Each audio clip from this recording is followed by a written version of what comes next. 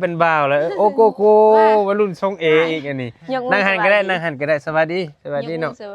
นั่งใกล้น้องเสื้อแดงๆนี่ก็ได้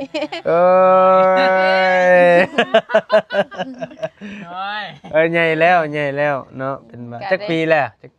16เด้น้องชื่อหยังออมสินทองออมสินโอ้พอดีแล้วผู้นี้ชื่อออมทรัพย์ฮะโอ้ยเมื่อยซีหน้าเด้อยากได้แล้วบ่ลูกไผ่มันอยู่นำมีผู้สาวแล้วบ่น้องบ่ทันมีผ่านบ่ชำนี้ผ่านบ่เป็นขาลมเนาะไอ้เนาะเบิ่งดูฮะโอ้ได้แล้วมันเงียบแน่ๆเนาะแต่ว่าได้อยู่มันบุพับเลยเด้เบิ่ง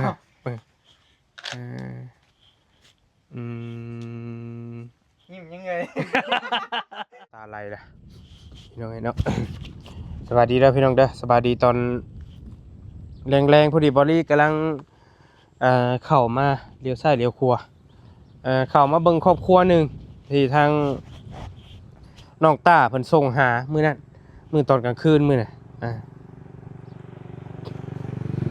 น้องเพิ่นส่งหาว่ามีครอบครัวหนึ่งเพิ่นรู้สึกว่าเพิ่นเป็นแม่ห้างบ่แม่ห้างหรือแม่หมายนี่แหละแล้วอยู่กับลูกสาวนี่แล้วก็หลายอย่างนะเพิ่นว่ามื้อนั้นก็บ่อยากจื้อเพิ่นโทรมาให้มาห้องใส่เลยเพิ่นทั้งป่วยทั้งอีหยังต่างๆเฮือนก็ลำบากทุกข์ยากอยู่หมู่บ้านแห่งหนึ่งเบาลีก็เลยมาเบิ่งก่อนเนาะถามเขาเจ้าคร่าวๆมาว่าอยู่แถวนี้แหละ ที่มันอยู่หม่องใดเฮาสิไปหม่องใดบาดจังสิไปถึกลัดไปพี่เลยบ่มาเบิ่งก่อน เขาเจ้าชี้ลงมานี่เพิ่นแม่กงบ่ตัวนี้บ่หรือตัวลุ่มบ่หรือตัวใดบ่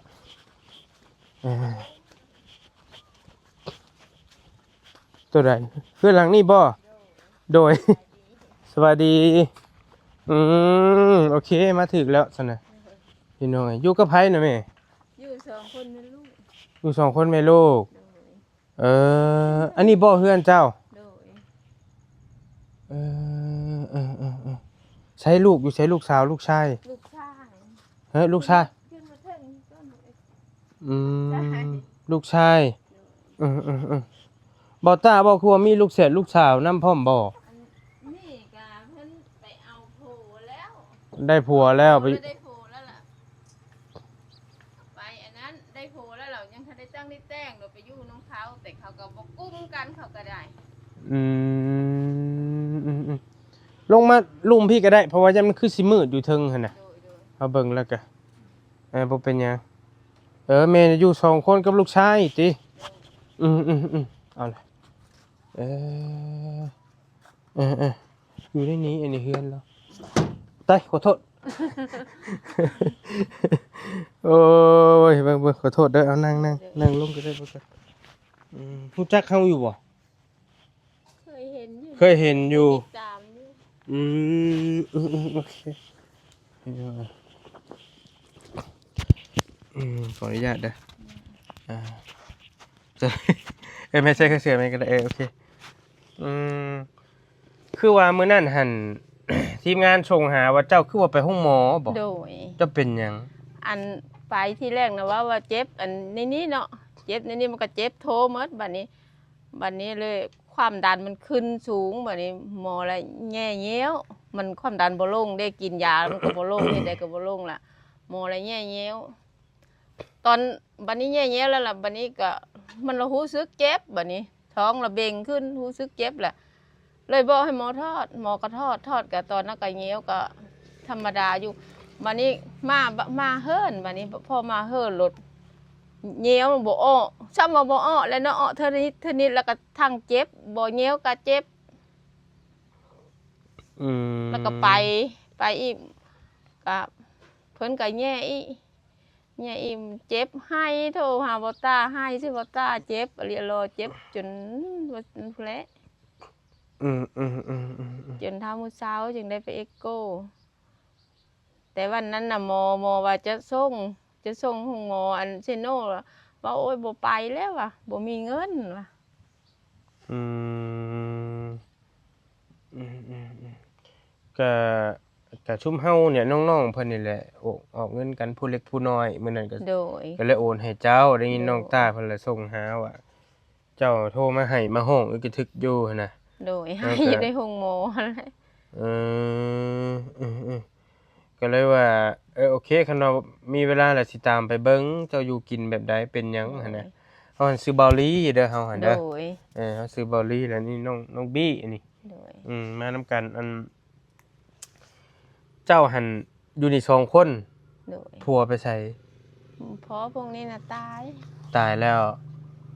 เอจักปีแล้วเพิ่นเสีย โอ้ยตั้งแต่พวกนี้ยังน้อยมัน10กว่าปีแล้ว แต่ผู้ชายนี่ก็15ปี10นั่นแหละ15 16เข้าแล้ว อืม ก็บ่ได้มีหยังไรให้หน้าก็บ่มีก็ลูกชายนี่แหละไปรับจ้างหาดำหน้าน้ำเขาคือวันนี้ก็ไปดำได้ครึ่งวัน แม่โทรเอา แม่เจ็บอันนี้แห้งเจ็บเส้นอันนี้เหรอ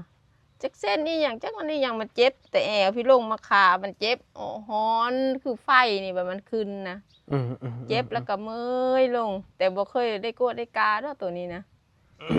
อืม กับโรคประจำตัวก็เป็นไทรอยด์ไทรอยด์เป็นพิษ อยู่คอบ่ โดย อืมอืมแม่เห็นชื่อแม่กงบ่ชื่อกง สิโกง ชื่อกงจักปีแล้วอายุ 43 43 ปี โดย อืมลูกจักคนลูกเจ้า 3 ลูกชาวล้านน่ะไปเฮ็ดงานหาบ่เคยได้เงินนำจักเทื่อดอกโทรหาเพิ่นก็บ่รับโทรมาเพิ่นก็บ่โทร เอ้าเฮ็ดงานอยู่ไสฮะ อยู่สวรรค์นี่อยู่หานอีหยังข้าวเปียกบ่ เออเอาแล้วเอ้าแม่บ่ได้ไปเบิ่งเพิ่นบ่ซั่นบ่ได้ติดต่อเพิ่นก็บ่รับโทรก็บ่รับแต่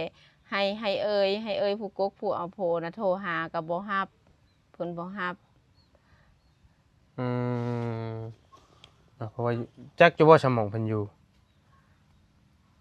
ฮู้คือกันเฮ็ดนำเดียวกับไทบ้านนี่ก็ไปเฮ็ดนำกัน ยันว่าเพิ่นเป็นหั่นเป็นนี่บ่ได้ไปเบิ่ง บ่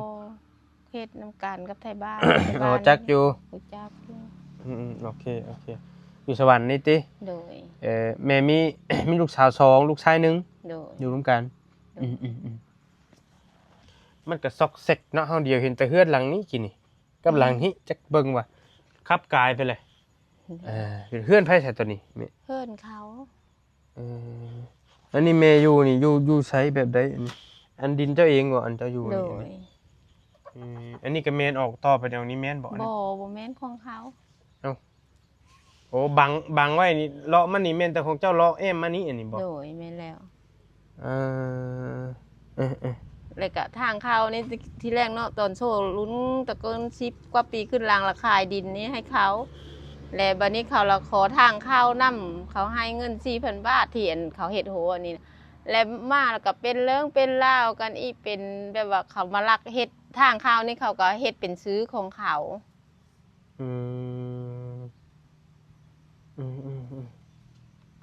แม่เนี่ยบ่ได้มีให้มีหน้าซุมื้อนี้นะ บ่ได้มีขายตอนวังโซอัน2ปีหลังน่ะหน้าสีให้ก็ขาย อืม ขายอันแบบว่าไปจะไปห้องหมอไปคลินิกขายไปแล้วก็แบบว่าตอนนั้นยังบ่ได้รู้ว่าอาการไทรอยด์น่ะนะมีแต่ว่าเป็นพี่ช้างไปโกดหยังก็บ่พบแล้ววันนั้นละไปโกดไทรอยด์บัดนี้จึงได้พบว่าเป็นไทรอยด์จึงได้อันลูกนั่นแหละหารับจ้างพอได้ซื้อยากิน แต่ละวันกินซื้อเดือนหนึงก็กิน6แพงเนาะ20เม็ดแรงเม็ด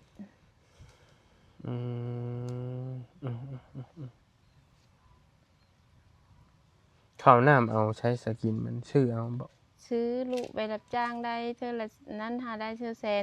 ปลายมากก็ไปซื้อเธอละ3 โล 4 โลมาไว้กิน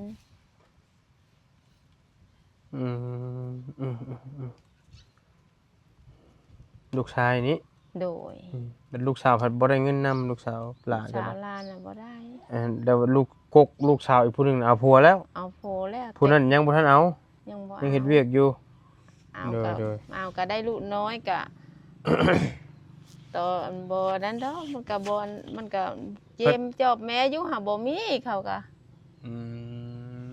มโดยเป็นในบ้านนี่บ่ บ่อยู่บ้านน่ะน้ำทิ้ง โดยเอ้ยเป็นแนวนั้นเป็นตรงนี้เนาะมีไฟฟ้าอยู่ติ โดยไฟฟ้า ไฟ ไฟแม่เองอันนี้ โดยเขาบ่แซนบ่ต้านั่นแหละผู้ใหญ่ใจบุญเพิ่นนั่นแหละซอยไฟก็ได้ เพิ่น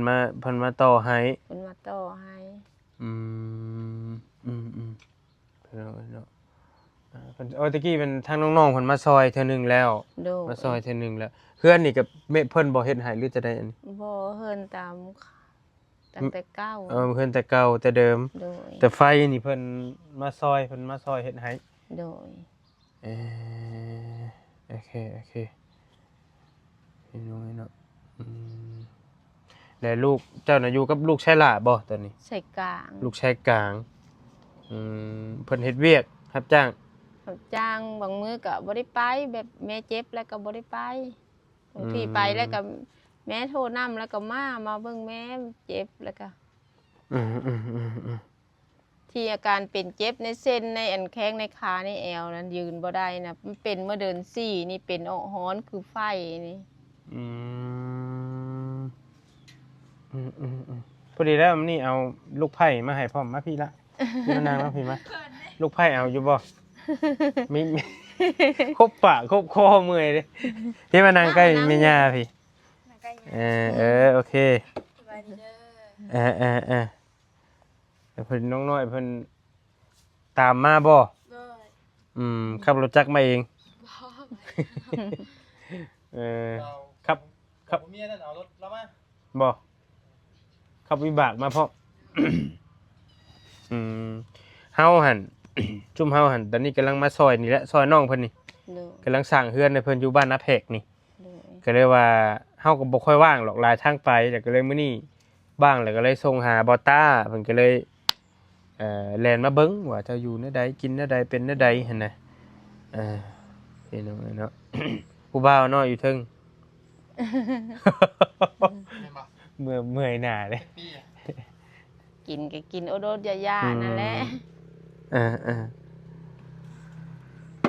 ข้าวน้ำซ้ำปลากันยังอยู่บ่มื้อนี้หรือจะได้ ย่างก็ประมาณจักสิเป็นประมาณจักโลคันว่า5โลอาจจะบ่ถึงดอก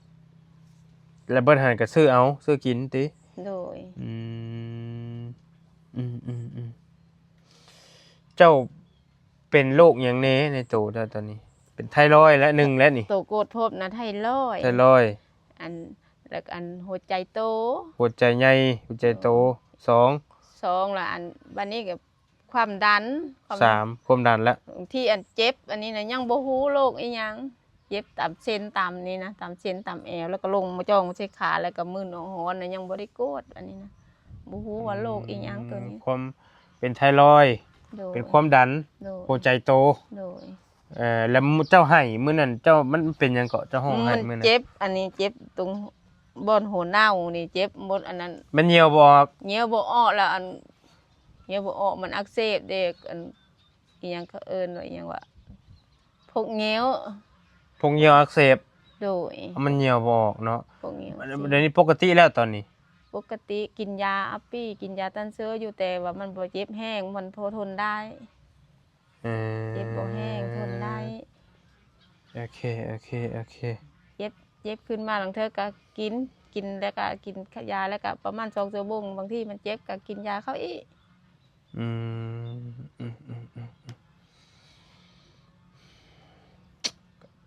เขาขัดแรงแกงขัดหมอนะเนาะอันนี้เป็นโรคเป็นภัยเติมอีก เฮ็ดหยังก็บ่ได้ ก็บ่ได้เอาลูกเอาผัวใหม่เจ้าก็ได้เนาะแต่หึงเลยเนาะ น้ำก็ลูกสูบให้อาบกะน้ำก็เขาบ่ตาบ่แซนบ่จิตนั่นแหละมาซอย ม สูบน้ำอาบก็ยังบ่ได้ มันบ่มีแฮง มันบ่มีแรง อยู่ใช้น้ำ อยู่ อยู่ทางหลังบ่ ได้ย่างน้ำไป อ่า แบบมันมีแต่นั้น ดินต่ำเนาะ เลย คนว่าห้วยฝนตกแห้งๆน้ำอังมาแล้วเฮาเบิ่งนี่เนาะตารางเรือนเจ้านี่เนาะ โทมหดตีนตั้งนะ เออเอาเลยพี่น้องเอ้ยจักสิเว้าประมาณใดเออไฟน่ะมีอยู่แต่ว่าเฮือนก็ยาและเฮาเบิ่งคร่าวๆประมาณนี้ก็ฮู้แล้วพี่น้องฟ้ามันก็เริ่มดอกเริ่มหยังไว้แล้วเราก็ได้เออจะให้ชุมเฮาซอยหยังซะคันว่าสมมุติว่าซอยได้เห็นเจ้าโทรหาน้องเพิ่น ซอยห คั ยั น ง วะ ก็ได้คันใจก็อยากซอยอยากอันข้าวน้ำแล้วก็อันที่อยากคูพญาตินี่แหละอยากดีพญาตินี่แหละอยากเฮ็ดไว้เฮ็ดงานได้พอรับจ้างกินเองได้ก็ยังดี ที่อันมันเจ็บมันปวดนี่นะไทรอยด์เสือว่าใช้เวลาเนาะ3-4 ปีกินยาไป ที่มันปวดอันนี้มันแห้งนะมันปวดลงขาพี่ปวดแล้วก็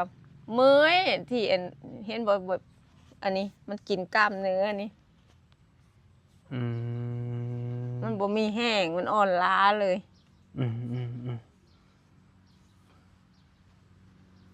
มันเหลืองเลยเนาะมันผิวแล้วก็เบิ่งแบมือใช่ดูก็ธรรมดาอยู่มือเบิ่งน้อยเบิ่งมือน้อยดูก็บ่เทียบแล้วมือผู้สาวอันนั้นเนาะก็แต่ว่าก็ธรรมดาอยู่ถ้ากินยาไทรอยด์มาได้ปีกว่านี่แล้วมันจึงได้มีอันเนื้อมีหนังตอนลุ้นเขาอันบ่ตาบ่แสนบ่จิตมานะแห้งจ้อยตอนนั้นนะ เจ้าบ่ฮู้ตอนนี้เจ้าเจ็บแอว เจ็บแอวจ้องลงขาแล้วก็มึนชาน่ะนะมึนชาออกฮ้อนตามกล้ามเนื้อ จะบ่ได้เฮ็ดหยังแม่นบ่ไปเฮ็ดเวียกบ่ เฮ็ดเวกก็บ่ได้แต่ย่างไกล100 เมตรนี่ก็ยังเมื่อยสะงาบสะเงยเลย ก่อนเจ้าสิเป็นหั่นมันเป็นแนวใดเจ้าไปเฮ็ดเวียกหนักมาบ่เลยจึงเป็นเลยจังได๋ ก่อนสิเป็นก็อันวันนั้นน่ะไปแยกไข่มดส้มเนาะก็บ่ฮู้ว่าเป็นไทรอยด์ไปแยกไข่มดส้มมาก็กินไข่มดส้มแล้วก็กินข้าวต้มบัดนี้ กินข้าวต้มมะพร้าวน่ะนะเขาใส่มะพร้าวกินแล้วเรามันตันคอขึ้นบัดนี้หายใจบ่ออกเลยก็บ่ได้ไปโรงหมอได้วันนั้นก็ย้อนหยังก็ย้อนอดทนเบิ่งก่อนสะงาบสะเงยว่าสิว่าสิตายแหละแล้วก็บัดนี้ประมาณเที่ยงคืนมันเป็นตอนประมาณ9 โมงนี่นะ9 โมงกลางคืน เยไข่หมดสมเป็นเยไข่หมดแดง แม่น ม แล้วก็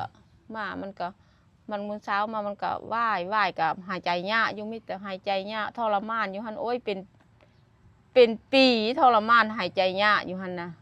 ก็บ่ฮู้บัดนี้ก็เลยตัดสินใจขายหน้าสิให้อันนั้นบัดนี้ ขายซื้อยากินยานี่ก็บ่ถือแล้วเลย ไปโกดอันห้องหมอยูเซโนนี่เพิ่นจึงได้ว่าเป็นไทรอยด์หั่นน่ะแล้วก็เลยกินยาไทรอยด์ก็เลยหายใจม้อนมาเวลามันขึ้นก็หัวใจตุ้มนี่แหละหายใจฟื้น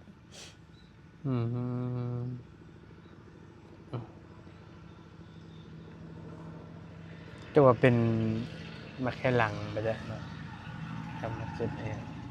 คุ้นๆอยู่ เป็นโรคไตนะเป็นอะไรไตเริ่มบ่ดีไปแล้วอย่าได้น้องไอ้ไก่นี่หัวหล่นครับ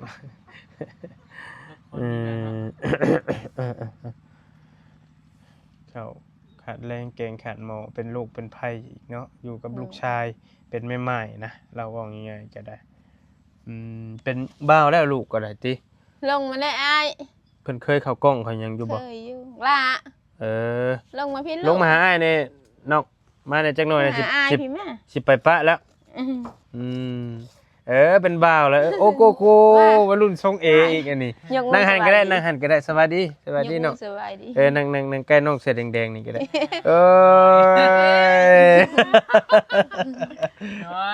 ใหญ่แล้วเนาะเป็นบ่าวจักปีแล้ว16เด้ 16 ปีแล้วบ่ เด้อ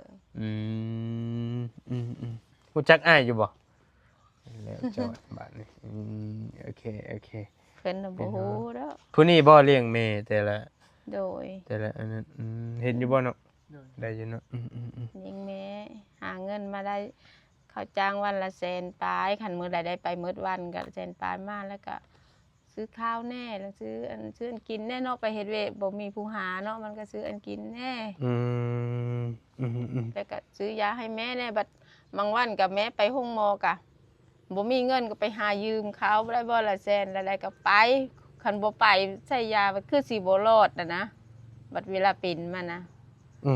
หมอจนจำหน้าบางที่เดินนึง3 ครั้งไปนอนอยู่ห้องหมอเมืองแต่บ่ฮู้พยาธิอีหยังเนาะเขาก็ฮู้แต่เท่าไทรอยด์นั่นแหละเอาผลโกรธไปให้เพิ่นเบิ่งตะกี้เพิ่นก็ฮู้อยู่ชื่อหยังหาน้องชื่อหยังออมสินทางออมสินอ๋อพอดีแล้วผู้นี้ชื่อออมทรัพย์ฮะโอ้ยเมื่อยสีหน้าเด้อยากได้แล้วบ่ลูกไผ่มันอยู่นำคู่มื้อนี่ผู้หญิงมาหาผู้ชายแล้วพี่น้องมันคายบ่ออกก็ได้เห็นได้ใช่จำเป็นแล้วมีผู้สาวแล้วบ่น้องบ่ทันมีผ่านบ่ชำนี้ผ่านบ่เป็นขาลมเนาะไอ้เนาะได้บ่แม่คันมาเป็นลูกไผ่แบบนี้ขอโทษบ่ติ เพราะว่าก็บ่ได้ไกลนะอยู่นาแพกนี้บ้านนาแพกนี้อยู่รู้จักบ่เคยเห็นอยู่บ่บ่เคยเอาแล้วแสดงว่าเราอันเคยกายอันบ้านอันหลังตัวที่อันบ้านหลังกำลังสร้างอยู่ซ้ายมือเห็นอันพวกอันลุสัมภาษณ์อยู่นะอันแม่ว่าอ้าวอันบ่แม่นเขาว่าจีดมานั่นนี่ว่าตามานั่นนี่บ่ว่าอันหาขี้กายมาแต่นั้นก่อนสิฮอดหม่องเขาเจ้าขายเฮ็ดหั่นแต่บ่อยู่ฝั่งพี่อยู่ใกล้ๆปาวิกพี่เฮือนเพิ่นนั่นแหละกำลังสร้างให้เพิ่นอยู่ยิ้มยังหน่อยเขินเลยจะออกตัวแฮงเป็นผู้หญิงนะ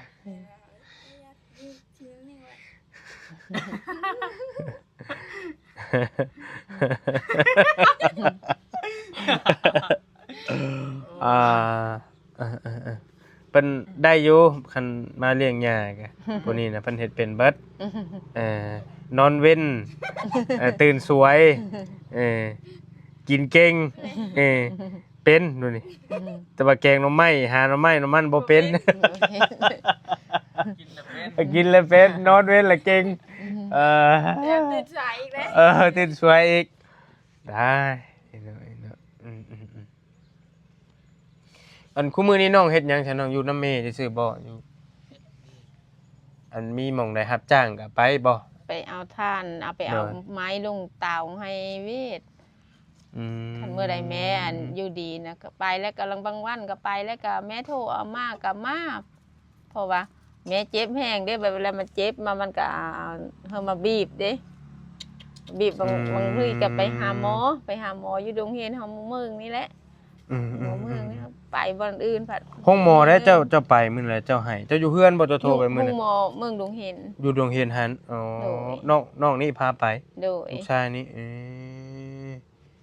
โอเคบางที่ก็เท้งคืนก็ไปมันเป็นมาก็เป็นแบบไทรอยด์มันขึ้นหายใจยากมาก็ไปแต่เฮือนชาตินี่ก็พออยู่บ่ได้หัวบ่ได้หยังบ่ยังหลังคายังได้อยู่บ่เว้าเขาว่าจิตว่าตาได้ผู้ใหญ่ใจบุญมาซอยแล้วก็เพิ่นเป็นให้สักครึ่งเป็นสักก็เป็นเมื่อสงสังกะสีนี่เปลี่ยนไหมอันนี้เนาะโดยมีไฟฟ้าอยู่แล้วทออยู่ในกลางน้ำนี่แหละมันจากต่ำเนาะมันจากต่ำนั่นนี่โน่นแล้วก็ลุบลงนะทางในพุ่นน่ะก็ได้ผู้ใหญ่เพิ่นนั่นแหละถมให้แล้วก็ถมแล้วเขาว่าตานั่นแหละบ่จิตบ่แสนถมโอเคเป็นยังไงมีตู้เย็นตู้ยังมีพัดลมพันยังอยู่บ่อยู่เฮือนกันพัดลมมีอยู่บ่พัดลมน่ะขอพัดลมหางเขามาพัดมันร้อนล่ะตู้เย็นบ่มีโอเค สิว่าแนวใดเนาะหลายอย่างอยู่เราก็ได้ยังดีเท่าว่ามีไฟนะผู้ใหญ่ใจะดีเพิ่นซอยเฮาสันดึงเข้ามานี่ก็ใครอยู่เนาะอยู่กับลูกชายมีรถเจ้าเองแต่ว่า โดยก็รถกับผู้ใหญ่นั่นแหละซอย เอาผู้ใหญ่เพิ่นซอยอีกนี่ก็ได้ โดยซอยอีก แล้วก็ห้องน้ำทางหลังนั้นกับผู้ใหญ่ซอย อืม แต่มาก็เฉพาะแม่ก็ภูมิใจและซ้ำนี่ก็แต่ว่ามาเจ็บเป็นใช่แล้วมันอุกบาดนี้ เข้าใจ โอ้โห เข้าใจ โดย เพิ่นก็ซอยหลายอย่างอยู่แต่ว่าเพิ่นก็สิให้เพิ่นซอยตลอดก็บ่ได้เนาะ แม่น คือว่าแล้วบัดนี้เฮาผัดเพิ่นก็ว่าง่ายตอนนี้เพิ่นยาซอยแล้ว โดย เพิ่นยาซอยแล้วเพิ่นก็ปะไป ป้าไป แล้วก็เฮาต้องเพิ่งตัวเองนะ เพิ่ง ความห ตัว มาย เอง นะครับเพิ่งตัวเอง ตัวเอง แต่ ไป ว่า เฮ็ดบ่ได้บัดนี้ เพิ่งตัวเองบ่ได้ความหมายนะลูกชายก็เราก็หาเงินคือฮู้หั่นแหละรับจ้างอยู่บ้านเฮาก็ได้ได้มื้อละแสนมื้อละใดมันก็โอ้ลำบากพี่น้องเนาะถ้าบ่เจ็บบ่เป็นก็ใครแน่ถ้าเจ็บเป็นนี่ลำบากอยู่สมควรพอฮู้อยู่พี่น้องเนาะพอดีแล้วอยู่3คนบัดนี้ อืม เด้อหน่อยเด้อ บ่ได้มื้ออะไร แล้วแต่จักปีก็เจ้าจักปีก็ 7สิเข้า18แล้วแหละ เราบา16 1 บาทเห็นจะได้บาท แต่เราสูงกว่าเฮาได้ เออ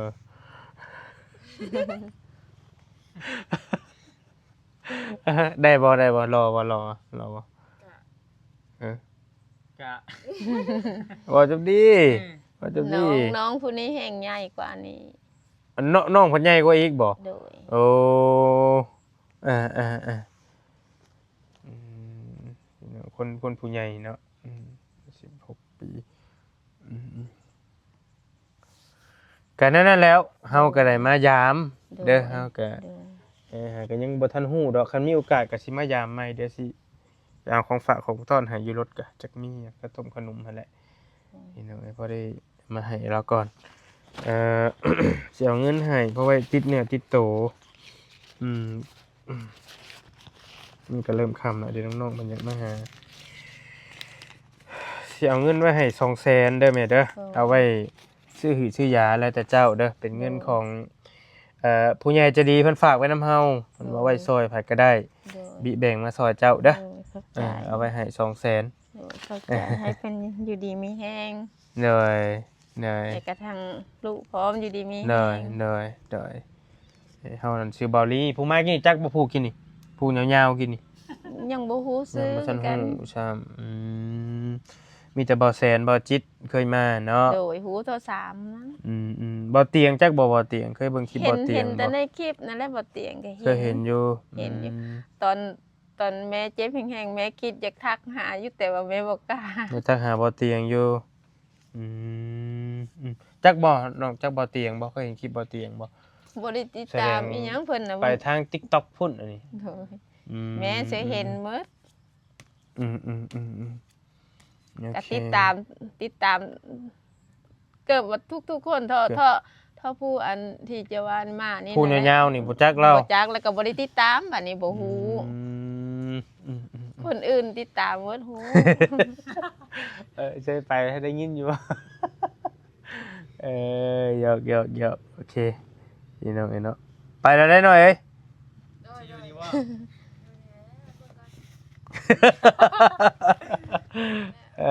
แม่ก็จังคิดโทรหา นั่นบ่เราบ่ให้เมื่อแล้วจะหน่อยไอ้ขอโทษลุกยืนมึงดูเพียงบ่าแล้วบ่ไอ้ขอโทษเด้ออย่าว่าซั่นว่าซี่เด้อ โอ้ยมันตีน เบิ่งเด้อไปยืนเพียงบ่าแล้วเบิ่งดู เพ่งหูแหละ เออ เพ่งหู อย่าพลาดอย่าพลาดเพิ่น เพ่งลูกอาย เพิ่นมึนอยู่ โอ้ยเกิบอยู่ซ้ำกัน คืนนะ อย่าพลาดบ่มึนถึกหญ้าได้ค่อยๆ โอ้ยมันตีบ่ได้แล้วเรียนยาวแล้ว เบิ่งดูฮะโอ้ได้ละมันเงียบนั่นน่ะเนาะมันแต่ว่าได้อยู่มันบ่วับเลยเด้เบิ่ง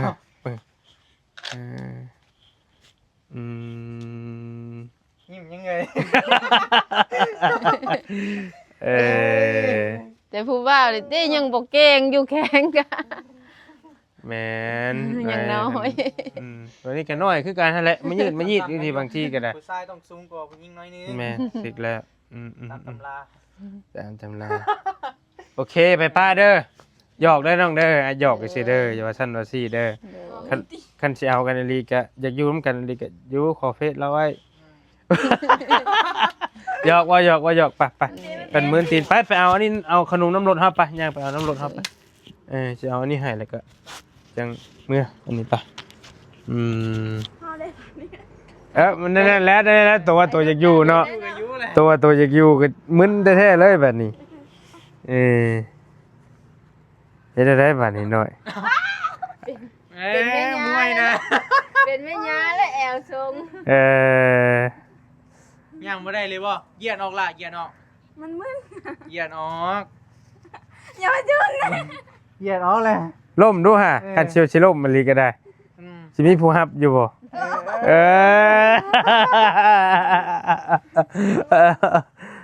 อ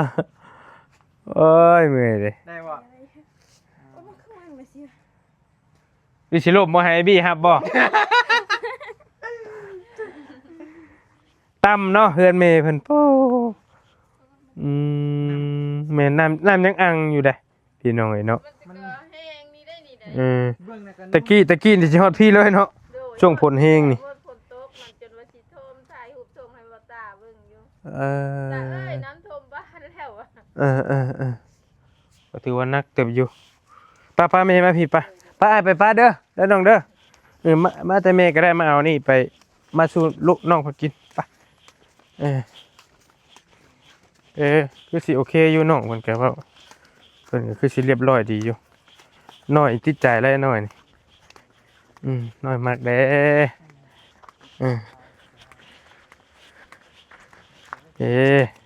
สวัสดีเด้อ โอ้ยซื้อรถใหม่บ่เฮ้ยซื้อรถใหม่บ่ บ่ได้ข่อยเพิ่นย่างมาหากินแบบจะน้อยเพิ่นน่ะนี่ น้อยมาก บ่น้อยมาก รถรถเจน้อย จะน้อย คือแม่กับลูกเถอะ เนาะ โอ้ยไปเห็นลูกชายเรากินนี่น่ะ มากอีกเลย โอ้ยยิ้มชมยิ้มหวานอยู่ มาอีกเลย ผู้นั้นเป็นทรงเอใช่ไหมผู้นั้น สเปคเลยว่ะ เจ้าต้องเป็นทรงซ้อได้กำลังมาแรงได้ไหมพ่อเป็นทรงเอป่ะ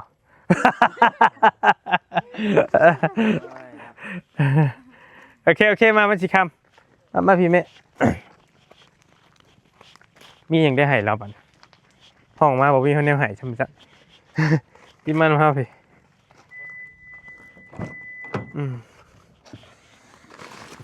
มีอยู่แล้วว่าหม้อหุงข้าวบ่มีจะเอาหุงใช้หม้อแกงเอาเป็นข้าวเจ้าเด้อเอาไปหุงกิน